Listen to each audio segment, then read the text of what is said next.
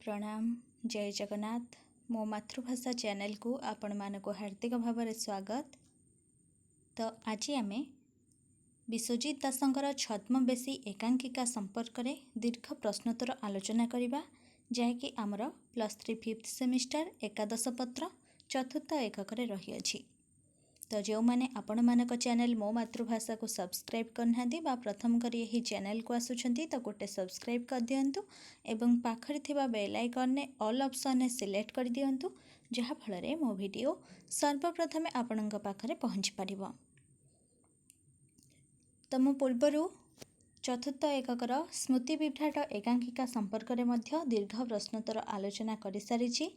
तो जो मैंने देखी ना प्लेलिस्ट चेक कर वीडियो देखने। तो आज आम छद्मवेशी एकांकिका संपर्क में आलोचना करवा। तो चलतु देखा।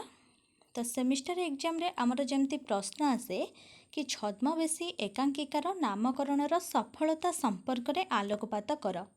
जेकोसी प्रश्न छद्मवेशी एकांकिका संपर्क में आसे तो आज आम तार उत्तर जानिबा विषयवस्तु संपर्क में आलोचना करवा। नाट्यशिल्पी विश्वजित दास बहु नाटकर स्रष्टा। 1936 मसीह तांकर जन्म। श्री दासंक पिता थिले अत्यंत नाट्यानुरागी। तेणु पारिपार्श्विक परिस्थिति और पारिवारिक प्रेरणा तांको नाट्यकार हेबाकू प्रेरणा देइथिला। छात्र जीवनरू एकांकिका रचना करिबा पई जो तपस्या जारी रखिथिले ताहा परवर्ती समय रे सफलगामी होई पारिछि। तो यही छद्मवेशी एकांकिकार नाट्यशिल्पी विश्वजित दास बहु नाटकर से स्रष्टा। तो तांकर जन्म केबे ना 1936 मसीह। तो विश्वजित दासंक पिता थिले अत्यंत नाट्यानुरागी। तेणु पारिपार्श्विक परिस्थिति और पारिवारिक प्रेरणा तांको नाट्यकार हेबाकू प्रेरणा देइथिला। छात्र जीवनरू एकांकिका रचना करिबा पई जो तपस्या जारी रखिथिले ता परवर्ती समय रे सफलगामी होई परिछि। आलोच्य एकांकिका छद्मवेशी रे व्यंगात्मक दृष्टिभंगी नै राजनैतिक व्यक्ति मानक मुखा खोलिबारे सफल होइछन्ति। छद्मवेशी लोकमानंकर स्वार्थपरता, संकीर्ण मनोभाव, अर्थलालसा प्रति दुर्बलता को सुंदर भावे आलोच्य नाटकरे नाट्यकार रूपायन करिछन्ति। तो यही छद्मवेशी एकांकिकार व्यंगात्मक दृष्टिभंगी नहीं राजनैतिक व्यक्ति मानक मुखा खोलिबारे विश्वजित दास सफल होइछन्ति। तो छद्मवेशी लोकमानंकर जो स्वार्थपरता, संकीर्ण मनोभाव, अर्थलालसा प्रति दुर्बलता को सुंदर भावे आलोच्य नाटकरे नाट्यकार रूपायन करिछन्ति। मुख्य चरित्र भावे एकांकिकारे दुई चरित्र यथा वैकुंठ बाबू और जयंत बाबू, जड़े लोकसभार सदस्य आउ जड़े विधानसभार सदस्य। संपर्क रे सेमाने शला और भिणोई। तो यही एकांकिकार मुख्य चरित्र हेउछन्ति दुई जण। तो वैकुंठ बाबू जे कि लोकसभार सदस्य एवं जयंत बाबू जे विधानसभार सदस्य। तो संपर्क रे सेमाने हेउछन्ति शला और भिणोई। कटक सहर रे निज स्त्री प्रभावती को नहीं एमपी वैकुंठनाथ पट्टनायक बास करती। साथिरे भौणी मित्रा और एमएलए भिणोई जयंत रहंती। गोटे परिवारर सदस्य भली सेमानंकर दैनंदिन कार्य सुंदर भावे चली थाए। मात्र गोटे दिगरे वैकुंठ बाबू शासक दलर एमपी और जयंत विरोधी दलर एमएलए। तो वैकुंठ बाबू निज स्त्री प्रभावती को नहीं कटक सहर रे बास करती। तो साथिरे रुहंती किए ना भौणी मित्रा और एमएलए भिणोई जयंत रुहंती। गोटे परिवारर सदस्य भली सेमानंकर दैनंदिन कार्य सुंदर भावे चली थाए। मात्र गोटे दिगरे देखिबाकू गले वैकुंठ बाबू शासक दलर एमपी और जयंत विरोधी दलर एमएलए। उभय वैकुंठ बाबू और जयंत बाबू सभा मंच रे निजर गतिधारा दृष्टि विरोधी मनोभाव पोषण करी भाषण देले मध्य घरे उभयंक मध्यरे बुझामणा अछि। तो जेहेतु वैकुंठ बाबू शासक दलर एमपी एवं जयंत विरोधी दलर एमएलए, तेणु ସେମାନେ ନିଜର ଗତିଧାରା ଦୃଷ୍ଟିରୁ ବିରୋଧୀ ମନୋଭାବ ପୋଷଣ କରି ଭାଷଣ ଦେଲେ ମଧ୍ୟ ବିଭିନ୍ନ ସଭା ମଞ୍ଚରେ, କିନ୍ତୁ ଘରେ ଉଭୟଙ୍କ ମଧ୍ୟରେ ବୁଝାମଣା ଅଛି। ବୈକୁଣ୍ଠବାବୁ ଚାହାନ୍ତି ରାଜନୀତି ଛାଡ଼ି ଜୟନ୍ତ ଚାକିରି କରୁ, ରାତାରାତି ବଡ଼ଲୋକ ହେଉ ଏବଂ ମିତ୍ରାକୁ ସାଙ୍ଗରେ ଧରି କଣ୍ଟିନେଣ୍ଟାଲ ଟୁର୍ରେ ଯାଇ ମୌଜ ମଜଲିସ୍ କରୁ। ମାତ୍ର ଚାକିରି ବାକିରି ଜୟନ୍ତ ଦ୍ୱାରା ହେବ ନାହିଁ ବୋଲି ଜୟନ୍ତ ରୋକଠୋକ୍ ଭାବେ ମନା କରିଦେଇଛି। ତ ବୈକୁଣ୍ଠବାବୁ ସବୁବେଳେ ଚାହିଁଛନ୍ତି କି ଜୟନ୍ତ ରାଜନୀତି ଛାଡ଼ି ଚାକିରି କରୁ, ତ ରାତାରାତି ବଡ଼ଲୋକ ହେଉ ଏବଂ ମିତ୍ରାକୁ ସାଙ୍ଗରେ ଧରି କଣ୍ଟିନେଣ୍ଟାଲ ଟୁର୍ରେ ଯାଇ ମୌଜ ମଜଲିସ୍ କରୁ।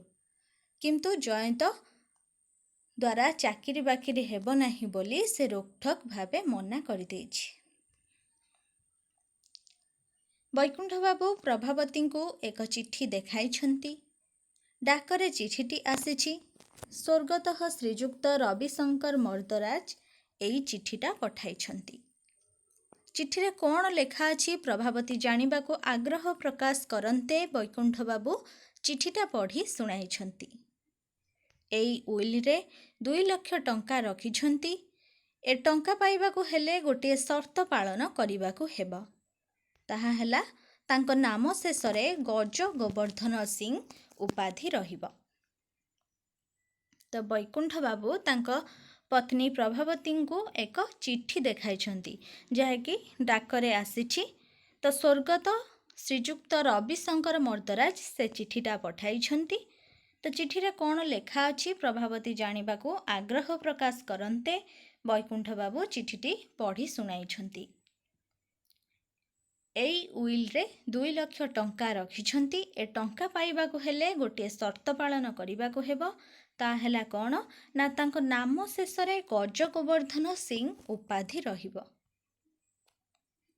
ଏ ସଂକ୍ରାନ୍ତରେ ଜୟନ୍ତ ସହ ପରାମର୍ଶ କରିବାକୁ ବୈକୁଣ୍ଠବାବୁ ଚାହିଁଛନ୍ତି। ମାତ୍ର ପ୍ରଭାବତୀ ସନ୍ଦେହ ଦୃଷ୍ଟିରେ କହିଛନ୍ତି ଜୟୀ କଥାରେ ମାତି ଯେପରି 2 ଲକ୍ଷ ଟଙ୍କା ସେ ଛାଡ଼ି ନ ଦିଅନ୍ତି। ତ ଯେତେବେଳେ ବୈକୁଣ୍ଠବାବୁ ତାଙ୍କ ପତ୍ନୀ ପ୍ରଭାବତୀଙ୍କୁ ଚିଠିଟି ପଢ଼ି ଶୁଣାଇଛନ୍ତି କି ସେଥିରେ ଉଲ୍ଲେଖ ଅଛି କ'ଣ ନା ଏ ଉଇଲରେ 2 ଲକ୍ଷ ଟଙ୍କା ରଖିଛନ୍ତି। ଏ ଟଙ୍କା ପାଇବାକୁ ହେଲେ ଗୋଟିଏ ସର୍ତ୍ତ ରହିଛି। ସେ ସର୍ତ୍ତଟି ହେଲା କ'ଣ ନା ନାମ ଶେଷରେ ଗଜ ଗୋବର୍ଦ୍ଧନ ସିଂ ଉପାଧି ରହିବ। ତା ଶୁଣି ପ୍ରଭାବତୀ ଦେବୀ ଖୁସି ହେଇଛନ୍ତି 2 ଲକ୍ଷ ଟଙ୍କା କଥା ଶୁଣି। କିନ୍ତୁ ବୈକୁଣ୍ଠବାବୁ ଏ ସଂକ୍ରାନ୍ତରେ ଜୟନ୍ତ ସହ ପରାମର୍ଶ କରିବାକୁ ଚାହିଁଛନ୍ତି। ମାତ୍ର ପ୍ରଭାବତୀ ସନ୍ଦେହ ଦୃଷ୍ଟିରେ କହିଛନ୍ତି କି ଜୟୀ କଥାରେ ମାତି ଯେପରି 2 ଲକ୍ଷ ଟଙ୍କା ସେ ଛାଡ଼ି ନ ଦିଅନ୍ତି। ବୈକୁଣ୍ଠବାବୁ ଏହି 2 ଲକ୍ଷ ଟଙ୍କା ଏବଂ ଗଜଗୋବର୍ଦ୍ଧନ ସିଂ ସମ୍ପର୍କରେ ଆଲୋଚନା କରିବା ପରେ ଜୟନ୍ତ ଏହି ପ୍ରସ୍ତାବକୁ ସମାଲୋଚନା କରିଛନ୍ତି। ଜୟନ୍ତ ସେ ନାଁକୁ ନାପସନ୍ଦ କରିବାରୁ ବାରମ୍ବାର ବୈକୁଣ୍ଠବାବୁ କହିଛନ୍ତି ଜାଣିଛ, ଗଞ୍ଜାମରେ ଗୋଟାଏ ବିରାଟ ଜମିଦାର ବଂଶର ନାଁ ସେଇଟା। ଆମ ପିଲାବେଳେ ସେଇ ଗଜଗୋବର୍ଦ୍ଧନ ସିଂ ମାନେ ହିଁ ତ ସବୁଠୁ ବଡ଼ ଫ୍ୟାମିଲି ଥିଲା ଓଡ଼ିଶାରେ। ସେମାନଙ୍କ ସ୍ମୃତିକୁ ବଞ୍ଚାଇବାକୁ ଯାଇ ମୁଁ ଯଦି ଏଇ ନାଁଟି ନିଏ ତେବେ କ୍ଷତି କ'ଣ? ତ ବୈକୁଣ୍ଠବାବୁ ଏଇ 2 ଲକ୍ଷ ଟଙ୍କା ଏବଂ ଗଜଗୋବର୍ଦ୍ଧନ ସିଂ ସମ୍ପର୍କରେ ଯେତେବେଳେ ଜୟନ୍ତ ସହ ଆଲୋଚନା କରିଛନ୍ତି, ତ ଜୟନ୍ତ ଏ ପ୍ରସ୍ତାବକୁ ସମାଲୋଚନା କରିଛନ୍ତି। ଜୟନ୍ତ ସେ ନାଁକୁ ନାପସନ୍ଦ କରିବାରୁ ବୈକୁଣ୍ଠବାବୁ ତାଙ୍କୁ ବାରମ୍ବାର ବୁଝାଇବାକୁ ଯାଇ କହିଛନ୍ତି କି ଜାଣିଛ, ଗଞ୍ଜାମରେ ଗୋଟାଏ ବିରାଟ ଜମିଦାର ବଂଶର ନାଁ ସେଇଟା। ଆମ ପିଲାବେଳେ ସେଇ ଗଜ ଗୋବର୍ଦ୍ଧନ ସିଂ ମାନେ ହିଁ ତ ସବୁଠୁ ବଡ଼ ଫ୍ୟାମିଲି ଥିଲା ଓଡ଼ିଶାରେ। ତ ସେମାନଙ୍କ ସ୍ମୃତିକୁ ବଞ୍ଚାଇବାକୁ ଯାଇ ମୁଁ ଯଦି ଏଇ ନାଁଟି ନିଏ ତେବେ କ୍ଷତି କ'ଣ? ତ ଜୟନ୍ତ ଉତ୍ତରରେ କହିଛନ୍ତି ନା ନା, କ୍ଷତି କ'ଣ, ପୁଣି ସଞ୍ଚୟ ହେବ। ତ ଯେତେବେଳେ ଜୟନ୍ତକୁ ବୈକୁଣ୍ଠବାବୁ ବୁଝାଇଛନ୍ତି କି ଏହା ହେଉଛି ଗଞ୍ଜାମରେ ଗୋଟାଏ ବିରାଟ ଜମିଦାର ବଂଶର ନାଁ, ତ ଆମ ପିଲାବେଳେ ସେଇ ଗଜଗୋବର୍ଦ୍ଧନ ସିଂ ମାନେ ହିଁ ସବୁଠୁ ବଡ଼ ଫ୍ୟାମିଲି ଥିଲେ ଓଡ଼ିଶାରେ। ତ ସେମାନଙ୍କ ସ୍ମୃତିକୁ ବଞ୍ଚାଇବାକୁ ଯଦି ମୁଁ ସେ ନାଁଟି ନିଏ ତେବେ କ୍ଷତି କ'ଣ? ତ ଜୟନ୍ତ କହିଛନ୍ତି ନା ନା, କ୍ଷତି କ'ଣ, ପୁଣି ସଞ୍ଚୟ ହେବ। ବୈକୁଣ୍ଠବାବୁଙ୍କ କଥାକୁ ଜୟନ୍ତ ତୀବ୍ର ବିରୋଧ କରିଛନ୍ତି।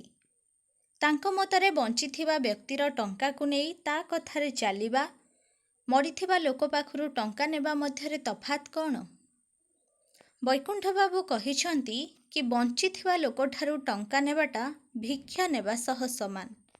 ମାତ୍ର ମୃତ ଲୋକର ଟଙ୍କା ମୁଁ ତା ମର୍ଜି ଲୋକ ନେବା ମୃତ ବ୍ୟକ୍ତି ପ୍ରତି ସମ୍ମାନ ଅଟେ। ତ ବୈକୁଣ୍ଠ ବାବୁଙ୍କ କଥାକୁ ଜୟନ୍ତ ତୀବ୍ର ବିରୋଧ କରିଛନ୍ତି।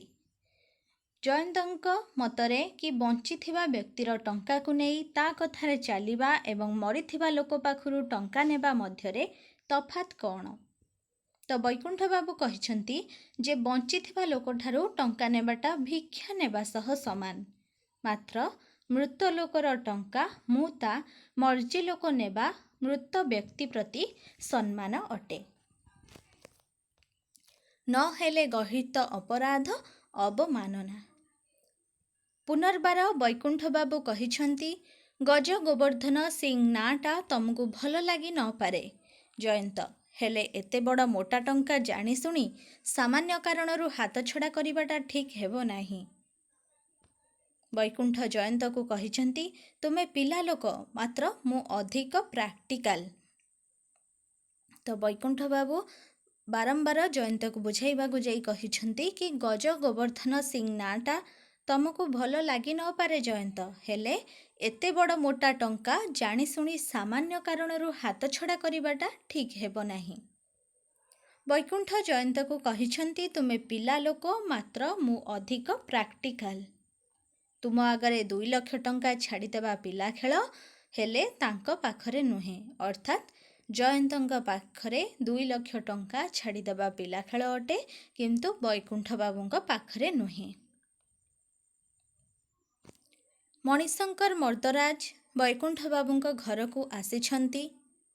ବେଶ, ପରିପାଟି, ଚାଲିଚଳନ, କଥାବାର୍ତ୍ତା ଭିନ୍ନ ଧରଣର। ଏ ସମୟରେ ଜୟନ୍ତ ବାବୁ ଉଠି ଚାଲିଯିବାକୁ ବସିଥିଲେ।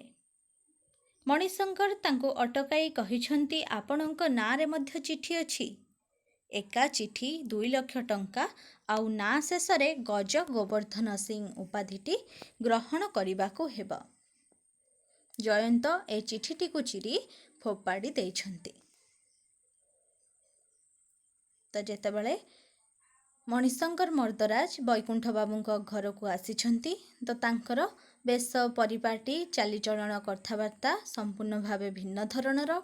ତ ଏ ସମୟରେ ଯେତେବେଳେ ଜୟନ୍ତ ବାବୁ ଉଠି ଚାଲିଯିବାକୁ ବସିଥିଲେ, ତ ମଣିଶଙ୍କର ତାଙ୍କୁ ଅଟକାଇ କହୁଛନ୍ତି ଯେ ଆପଣଙ୍କ ନାଁରେ ମଧ୍ୟ ଚିଠି ଅଛି। ଏକା ଚିଠି 2 ଲକ୍ଷ ଟଙ୍କା ଆଉ ନାଁ ଶେଷରେ ଗଜ ଗୋବର୍ଦ୍ଧନ ସିଂ ଉପାଧିଟି ଗ୍ରହଣ କରିବାକୁ ହେବ। ଜୟନ୍ତ ଏ ଚିଠିଟିକୁ ଚିରି ଫୋପାଡ଼ି ଦେଇଛନ୍ତି।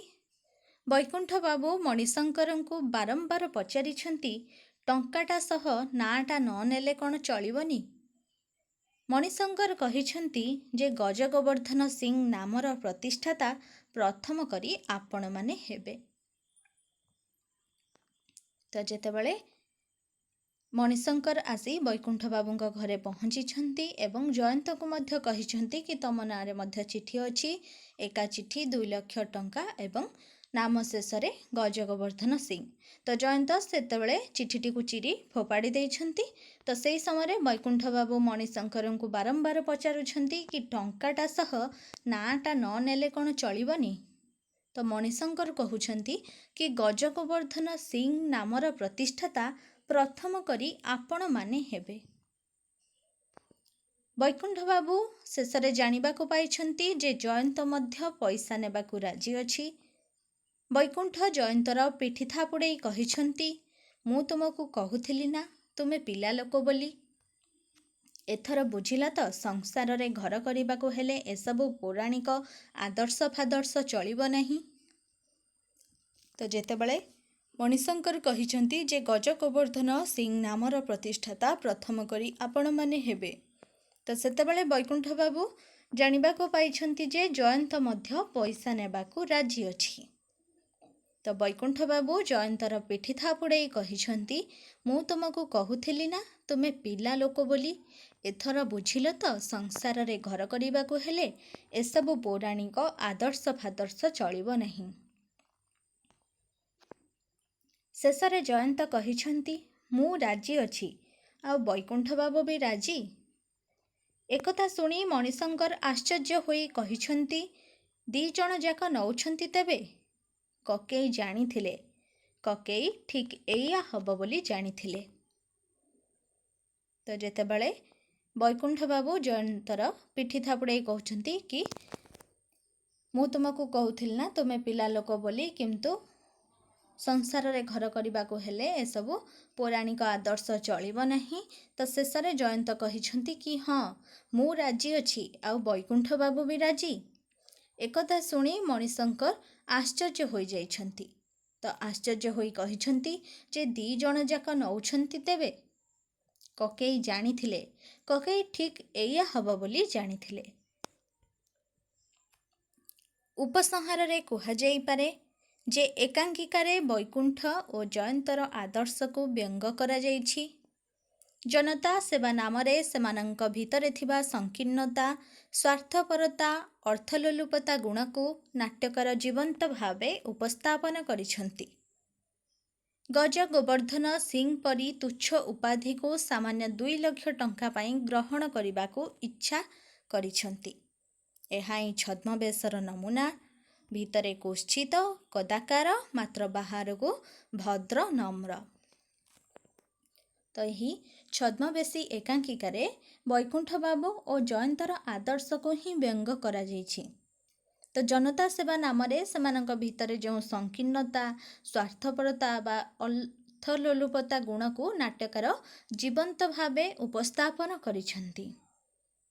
ତ ଗଜ ଗୋବର୍ଦ୍ଧନ ସିଂ ପରି ତୁଚ୍ଛ ଉପାଧିକୁ ସାମାନ୍ୟ 2 ଲକ୍ଷ ଟଙ୍କା ପାଇଁ ଗ୍ରହଣ କରିବାକୁ ଇଚ୍ଛା କରିଛନ୍ତି। କିଏ ନା ବୈକୁଣ୍ଠ ବାବୁ ଓ ଜୟନ୍ତ, ଯିଏକି ଜଣେ MLA ଏବଂ ଜଣେ MP। ଏହା ହିଁ ଛଦ୍ମବେଶର ନମୁନା। ଭିତରେ କୁତ୍ସିତ କଦାକାର, ମାତ୍ର ବାହାରକୁ ଭଦ୍ର ନମ୍ର। ଉକ୍ତ ଏକାଙ୍କିକାରେ ସମାଜର ଛଦ୍ମବେଶୀ ସ୍ୱାର୍ଥସର୍ବସ୍ୱ ବ୍ୟକ୍ତିମାନଙ୍କ ରାଜନୀତି ଜୀବନର ବାସ୍ତବ ଦିଗଟିକୁ ନାଟ୍ୟକାର ବିଶ୍ୱଜିତ ଦାସ ଜୀବନ୍ତ ଭାବେ ଉନ୍ମୋଚନ କରିଛନ୍ତି। ତ ଏହି ଛଦ୍ମବେଶୀ ଏକାଙ୍କିକାରେ ସମାଜର ଛଦ୍ମବେଶୀ ସ୍ୱାର୍ଥସର୍ବସ୍ୱ ବ୍ୟକ୍ତିମାନଙ୍କ ରାଜନୀତି ଜୀବନର ଯେଉଁ ବାସ୍ତବ ଦିଗଟିକୁ ନାଟ୍ୟକାର ବିଶ୍ୱଜିତ ଦାସ ଜୀବନ୍ତ ଭାବେ ଉପସ୍ଥାପନା କରିଛନ୍ତି। ତ ଏହା ଥିଲା ଆଜିର ଛଦ୍ମବେଶୀ ଏକାଙ୍କିକା ସମ୍ପର୍କରେ ଦୀର୍ଘ ପ୍ରଶ୍ନୋତ୍ତର ଆଲୋଚନା। ପୂର୍ବରୁ ମଧ୍ୟ ମୁଁ ସଂକ୍ଷିପ୍ତ ପ୍ରଶ୍ନୋତ୍ତର ଆଲୋଚନା କରିସାରିଛି। ତ ଭିଡ଼ିଓ ଭଲ ଲାଗିଥିଲେ ଲାଇକ୍ କରିବାକୁ ଆଦୌ ଭୁଲିବେନି ଏବଂ ସାଙ୍ଗମାନଙ୍କୁ ସେୟାର କରିଦେବେ, ଯାହାଫଳରେ ସେମାନେ ମଧ୍ୟ ଉପକୃତ ହୋଇପାରିବେ। ତ ରହୁଛି, ସମସ୍ତେ ଭଲରେ ରୁହନ୍ତୁ, ଖୁସିରେ ରୁହନ୍ତୁ। ଧନ୍ୟବାଦ।